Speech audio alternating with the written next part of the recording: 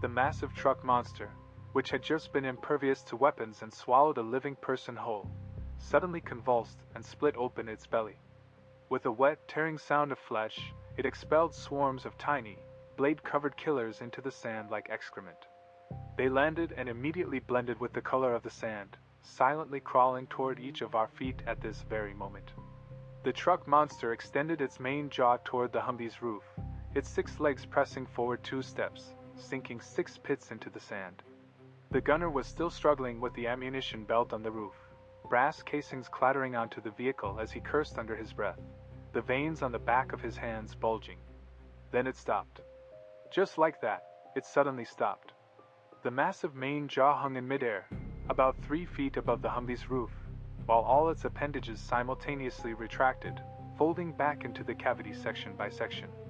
The open carapace began to close, folding back piece by piece, the edges of its bony spines interlocking with a series of clack-clack sounds like locks snapping into place. Its 6 legs bent, the stiff hairs at the joints rubbing against each other with a rustling sound. The entire body sank downward, the legs disappearing back beneath the chassis. The front of the truck settled back against the rocky wall, the metal frame clanging against the stone.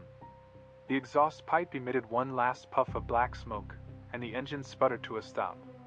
The muscular tissue around the cavity tightened inward, closing in concentric circles until only a narrow slit remained, not fully sealed.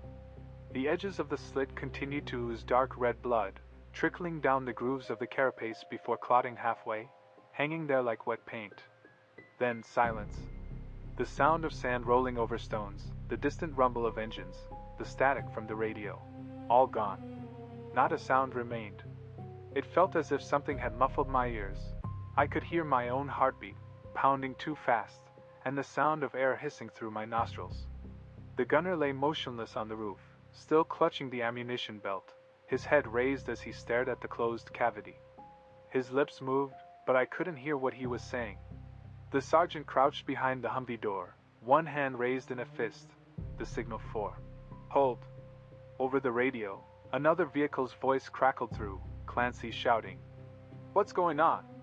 What's happening over there?" His voice was strained, echoing in the channel with no response. It was the only sound in this dead silence, coming through the headphones. I pushed myself up, my knees weak, sand pouring into my boots. My rifle was still aimed at the thing, the stock trembling against my shoulder. I swapped in a fresh magazine, my eyes never leaving it. The bullet holes were still there, white marks from the M2 and M4 fire, densely clustered. Something was oozing from around the white marks. Dark and glossy, it seeped from the edges of the bullet holes. At first, it was sticky and fluid, but as the wind hit it, it thickened, stretching into strands that broke and retracted back into the holes, which then vanished. The carapace surface smoothed over, the patterns reconnecting. The sergeant whispered, "Everyone, hold steady. Don't move. Don't fire." His voice sounded like he was trying to bolster his own courage. After saying this, he stood up first, lowering his rifle a few inches as he watched the thing. It remained motionless. He took a breath, then exhaled. I glanced down at my body armor. It was coated with a layer of white residue, the mist from the earlier grenade explosion that had settled on me. The residue had stopped flowing, drying into a translucent film clinging to the nylon fabric.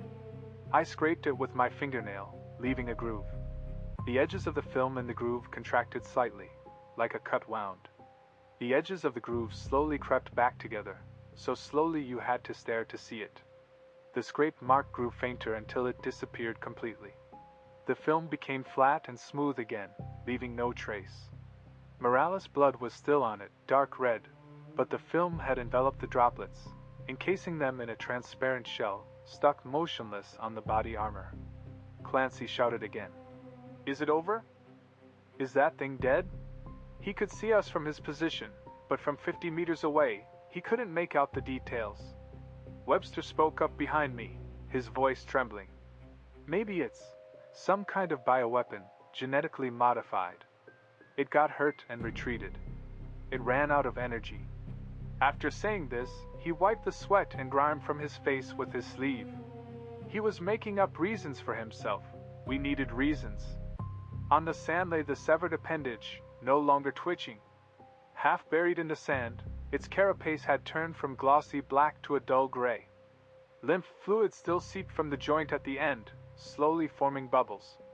The thing no longer looked alive, but the sand around it was wet, dark, and soaked, as if saturated with some liquid, and the area was quietly expanding. The sergeant said, "Head count. Prepare to withdraw." Before his words faded, I heard a sound. From behind. Another Humvee, 50 meters away, under the vehicle. The sound of sand scraping against metal, a faint, tiny rustling. In the dead silence, it pierced my ears like a needle. When that rustling sound came from under the Humvee 50 meters behind me, I turned so fast I nearly twisted my neck. The second Humvee was parked by the riverbed. Clancy was in the roof-mounted machine gun position, still leaning out to look in our direction.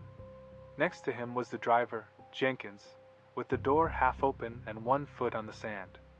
They hadn't heard the sound yet. I raised my rifle, sweeping the muzzle under the vehicle, my throat tightening.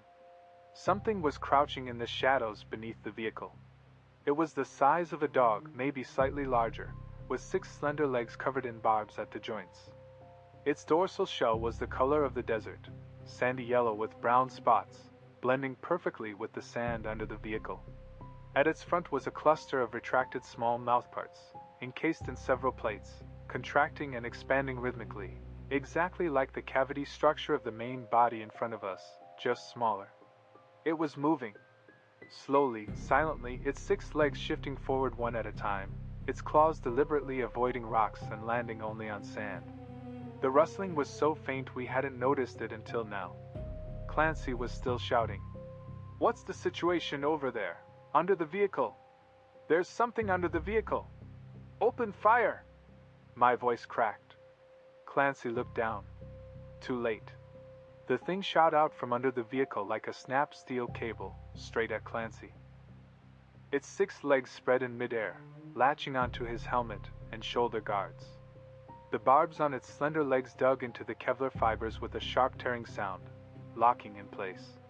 Clancy jerked backward, his upper body flipping back, his hands releasing the machine gun grip to claw at his face.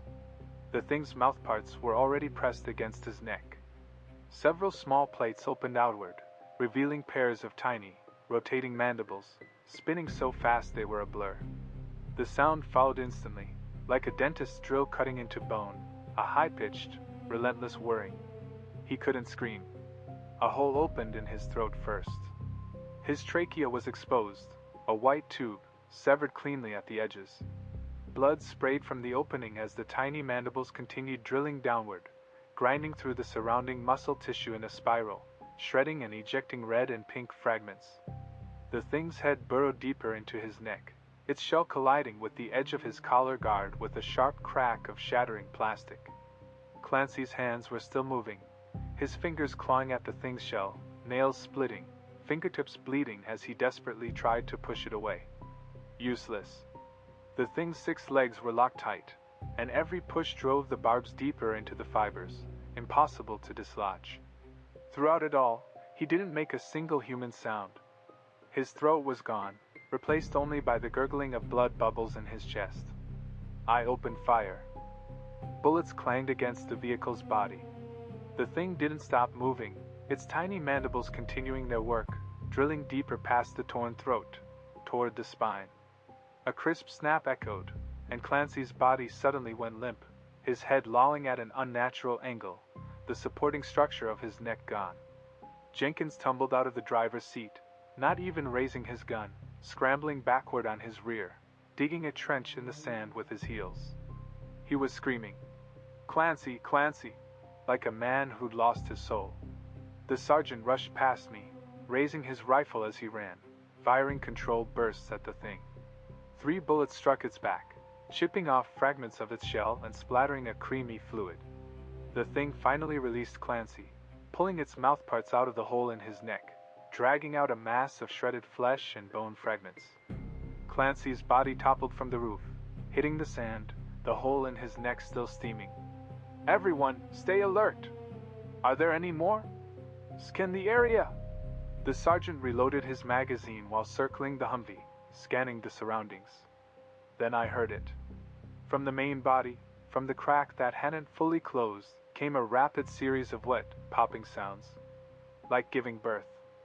The crack tore open with a wet, ripping sound, forced apart by something inside. Then, from the dark red cavity, one after another, they squeezed out, dropping onto the sand with wet slaps, trailing mucus. 1, 2, 3, 5, 6. All of them were like the thing under the vehicle, varying in size, the largest as big as a wolfhound, the smallest the size of a pit bull. Fresh from the cavity, they were wrapped in thick, transparent membranes. After struggling on the ground for a moment, their 6 slender legs broke free, and their dorsal shells began changing color upon contact with the air, sandy yellow with brown spots, perfect desert camouflage, completed in seconds. They used the terrain to scatter. One rolled directly into a crevice between large rocks in the riverbed. Another moved along the shadow of the Humvee tire, circling behind the vehicle. 2 others simultaneously fanned out to the sides, crouching low as they ran across the sand in a zigzag pattern. The remaining 2 faced us directly, taking one step, then another, their carapace color shifting to the grayish-white of the desert sand. Jenkins was still sitting on the sand, a sub-creature's mouthparts aimed at the back of his head. "Get down!" The sergeant raised his gun and fired, the bullet grazing Jenkins' ear and hitting the sub-creature's front leg. The leg snapped clean off, but the creature didn't stop. It continued moving forward rapidly on its 3 remaining legs, dragging its severed stump across the sand and leaving a dark trail. I watched as the dark trail spread across the surface of the sand faster than the creature could crawl. That oily, gleaming liquid seeped into the sand, staining the entire path black. Webster kept backing away, his gun swinging in every direction, unsure where to aim. His lips were moving, muttering something too softly for me to hear. Then he shouted, "Why are there so many?" His voice cracked and broke. The gunner on the roof had repositioned the M2 and opened fire. The barrage struck the main body, tearing the still enclosed fissure wider and exposing the soft tissue inside. A row of small mouthparts was squeezing out more sub-creatures. Even as the previous ones were still dispersing, new ones were already lining up at the opening. More fragments of carapace flew off. The main body showed no reaction. Its 6 legs were folded, its massive primary mandibles retracted.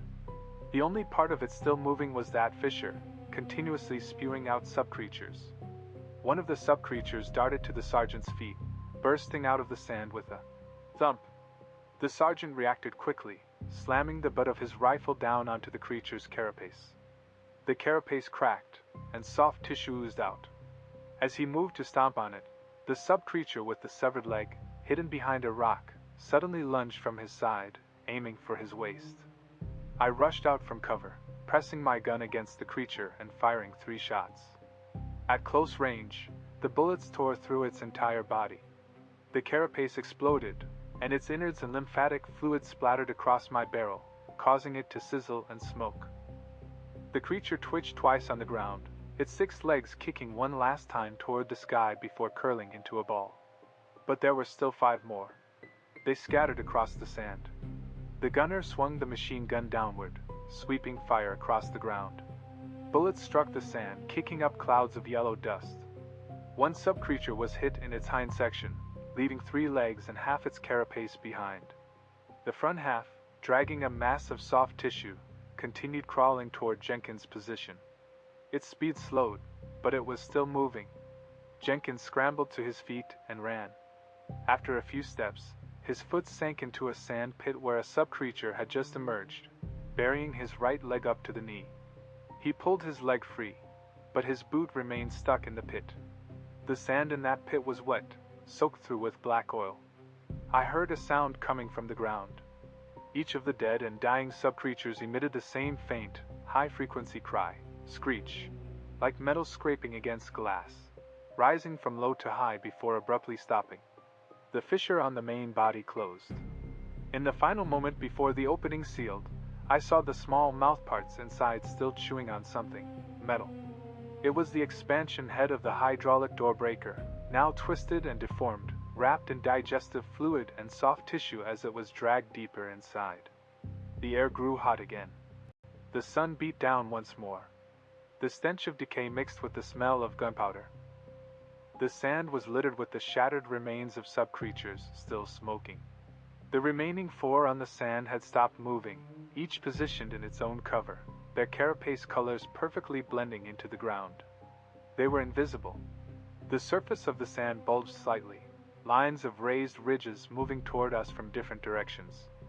The raised lines on the sand's surface closed in on us from 4 directions.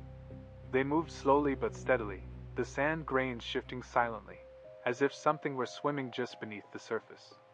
Webster was the first to crack. He stood about 10 feet to my left, his gun tracking the nearest moving sand ridge. He kept muttering under his breath, too softly to make out, like chanting or counting. Then, suddenly, he straightened up, lifting his gun from the sand and aiming it at the main body's still not fully closed fissure. He began walking forward. He didn't even crouch, just strode stiffly step by step. The sergeant roared, "Webster! Get back!" He didn't hear. He held down the trigger. The entire magazine emptied, the muzzle jumping violently. He didn't brace the stock against his shoulder, just fired while holding it loosely. The bullets struck the carapace fissure. Crack, crack, crack, crack, sending fragments flying. A few rounds penetrated the fissure, causing the soft tissue inside to sputter. The magazine emptied, the bolt locked back, but he kept squeezing the trigger, his finger clicking repeatedly against the empty chamber. The gun emitted a hollow click, click, click. The magazine fell to the ground. He glanced down at it as if he didn't recognize the object. Then he bent over to pick it up, his knees sinking into the sand. 2 offspring lunged from the sand. One came straight at him from the front, slamming into his chest, its 6 legs latching onto the webbing of his tactical vest. The other attacked simultaneously from his right, biting into the base of his right thigh. Webster didn't scream. His hands still clutching the magazine, he looked down at the 2 creatures with an empty expression, his mouth slightly agape, as if watching something happening to someone else. The first offspring aimed its mouthparts at his collarbone hollow, its tiny jaws beginning to rotate. The sound of his collarbone snapping, the bone being drilled through, wet flesh being twisted and pulled in, blood spilled from the edges of the mouthparts, streaming down his tactical vest. The second offspring tore off an entire chunk of muscle from his thigh, ripping away fabric and flesh together, the sounds of tearing cloth and skin mingling into one. Only then did he cry out. But the sound was already distorted. His trachea had been drilled into and churned by the first offspring, blood flooding his throat, turning his scream into a bubbling ha ha ha ha. His limbs began to convulse, his hands still gripping the magazine, his feet kicking at the sand, his boot heels digging 2 pits. His body was pulled in 2 directions by the 2 offspring, blood gushing from his collarbone hollow and thigh base simultaneously, soaking the sand thoroughly.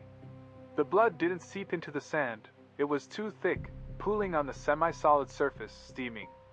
The sergeant fired a burst at him, killing the offspring on his right leg. But the other one remained clamped onto his collarbone, its mouthparts drilling deeper. Webster's neck began to bulge outward. The creature had burrowed beneath his skin, moving under it like something alive writhing inside a bag. The skin on his neck swelled up, then collapsed, then swelled again, moving toward his throat. He convulsed one last time, his entire body arching before collapsing back onto the sand. A torrent of blood gushed from his mouth, carrying shattered teeth and a complete eyeball. The offspring had forced it out as it drilled back out from his eye socket. The offspring crawled out from his shattered eye socket, coated in vitreous fluid and blood from the eyeball. Its 6 legs pried open his eyelid, flipping out from the edge of the socket. Its carapace changed color again, a mix of earthy yellow and sand, and it crouched on his face. Webster's face was ruined. His left eye socket was a black hole, his collarbone a gaping, outward torn wound. The bone at the base of his right thigh was exposed, the femoral artery still pumping blood, but the rhythm grew slower and slower until it stopped. The sergeant yanked me back. "Don't look! Watch the sand! The sand!" The gunner on the vehicle roof was still firing the too at the 4 sand trails. The sand columns kicked up by the bullets were mixed with shattered carapace fragments and milky white bodily fluids of the offspring. But more raised trails were emerging from the sand, spreading outward from the main creature's fissure. It had released more offspring than we had counted. Some had been lying hidden in the sand from the start. The cover was beginning to collapse.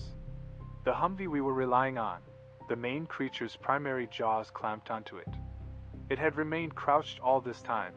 I thought it was still digesting Morales, but it wasn't. It was just waiting for the offspring to drive us out. Its primary jaws opened, biting onto the edge of the Humvee's roof. Its carapace muscles contracted with a screech, tearing open the roof's armor plating like a chocolate shell. The edges of the steel plate curled back, revealing the filling material inside. The jaws released, then bit again, this time onto the roll cage. The steel pipes deformed, flattened, and snapped between its jaw plates. The sharp sound of metal breaking mixed with the wet noise of carapace squeezing, fragments falling, the engine hood covered in shredded metal. It tore off a large piece of the roof, its primary jaws retracting, carrying the metal fragments into its cavity. Smaller mouthparts inside the cavity caught the metal and began chewing. Steel and aluminum were crushed inside, making a crunch, crunch, crunch sound. Shredded metal fragments fell from the gaps between the mouthparts, coated in digestive fluid, sizzling as they hit the ground. After emitting a sustained high-frequency scream, the radio fell completely silent. Only the faint hum of static remained in the headphones. I crawled back behind the wreckage of the Humvee. Pierce was still slumped there. He leaned against the deformed car door, his combat uniform soaked and darkened from the chest down. His spine was broken. His eyes were still open, able to blink, but everything below his neck was motionless. His left hand could still move, his fingers slowly drawing circles in the sand, over and over. I inserted the magazine into my rifle, extending the barrel over the edge of the wreckage, aiming at the moving ridges in the sand. Out of the corner of my eye, I caught sight of something swaying, outside the main creature's cavity, hanging beside a carapace fissure that hadn't fully closed. It was Morales' severed arm, still clutching a grenade. The safety pin had already been pulled. The arm dangled at the edge of the crevice, the sleeve of the combat uniform snagged on the bony spikes along the carapace, suspended about 5 feet above the ground. The fingers were still pale, clenched tightly around the grip, the fabric of the sleeve fluttering slightly in the wind as the M67 grenade in its hand swayed gently. I stared at that hand. Then my gaze shifted from the hand to the main mandible, from the main mandible to the cavity. The cavity hadn't fully closed yet. A gap the width of a fist remained in the final layer of carapace, the soft tissue inside still expanding and contracting. The main mandible had just chewed through half of a Humvee's roof and was retracting, its tiny mouthparts still processing the metal fragments in its mouth. This thing ate metal, but its insides were still soft. The grenade had exploded, it had flinched, retracted, and was repairing itself. But if a high explosive detonated deep inside its esophageal core, that would be different. Explosives aren't bullets, they don't need to penetrate the carapace. I needed it to open its mouth as wide as possible. I turned my head and looked at Pierce. He was looking back at me. His eyes peered over the edge of the wreckage, seeing the severed arm, seeing the grenade. He didn't speak. His left hand stopped tracing circles. His index, middle, and ring fingers curled slightly, tapping 3 times gently against the side of his Kevlar helmet. Tap, tap, tap. I'm ready. The sergeant beside me reloaded his magazine, his eyes scanning the raised lines in the sand. 5 offspring were now exposed, 2 crouching motionless on the left side of the sand, 1 in the shadow of the wreckage on the right, and 2 circling around our rear from a distance. How many more lines were beneath the sand, impossible to count. His face was gray, lips cracked, sweat carving streaks through the dust. He glanced at me, then at Pierce. He saw what I was looking at, saw Pierce's helmet. 3 taps. Pierce's left hand returned to the sand, slowly tracing circles again. He didn't look at us. His eyes were fixed on the main body, calm, his eyelids blinking slowly. The sergeant slapped a fresh magazine into his rifle and pulled the charging handle. Speak. I pointed at Pierce, then at the Humvee's engine hood, mine starting it up, then pointed at my own eyes and toward the main body. Use the engine noise and smoke to lure it. Flip it over, mouth facing up. Open it as wide as possible. The sergeant looked at Pierce for 5 seconds, then nodded. He turned and shouted to the gunner. I want you to empty everything you've got into that thing's face. Tear gas. Incendiaries. Everything. The gunner peeked over the top of the wreckage. Everything? Everything. Now. The gunner's eyes burned as he unleashed every available heavy weapon into that gaping, abyssal maw. Thick smoke and agonized screams mingled, but I knew in my heart this was just cover. Because a few dozen feet away, Pierce, paralyzed from the neck down, lay quietly in the sand. He was going to use his still-beating heart as bait for the high-explosive grenade meant for the monster's esophagus. He tapped his helmet 3 times. That was the signal. Death prepared to deal the cards. Watch the full version on my channel. Don't forget to subscribe.